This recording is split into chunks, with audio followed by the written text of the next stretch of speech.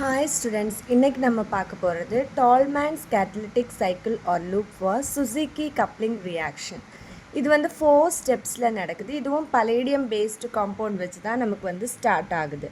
அப்போ first step oxidative addition. இது வந்து ப்ரோமோபென்சீன் வந்து ஆட் பண்ணுறோம். அப்போ என்ன ஆகும், இதில் ஒரு பிஆர், இதில் ஒரு பென்சீன் வந்து இங்கே வந்து ஜாயின் ஆகிடும். அதே மாதிரி 0 ஆக்சிடேஷன் ஸ்டேட் வந்து +2 ஆக்சிடேஷன் ஸ்டேட்டுக்கு வந்து மாறும். அதுக்கப்புறமா சப்ஸ்டிடியூஷன் ரியாக்ஷன் நடக்குது. அதில் வந்து NaOH வந்து நம்ம சப்ஸ்டிடியூட் பண்ணுறோம்.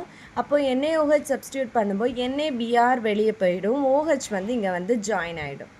அதுக்கப்புறமா திரும்பவும் சப்ஸ்டிடியூஷன் நடக்குது. அதில் என்ன ஆகும்னா ஆர்கானோ போரானிக் ஆசிடை வந்து இந்த பேஸ் NaOH கூட நம்ம வந்து ரியாக்ட் பண்ணுவோம். அப்படி ரியாக்ட் பண்ணுவோம், இந்த மாதிரி கிடைக்கும். இது எக்ஸ்ட்ராவாக எலக்ட்ரான்ஸ் வந்து இதாகிறனால மைனஸ். அப்போ இது BOH4 மைனஸாக வெளியே போகும். பேலன்ஸ் இவ்வளவும் அப்படியே கிடைக்கும். அதுக்கப்புறமா ரிடக்டிவ் எலிமினேஷன், இந்த 2 ஃபினைல் குரூப்பும் வெளியே வந்துடும்.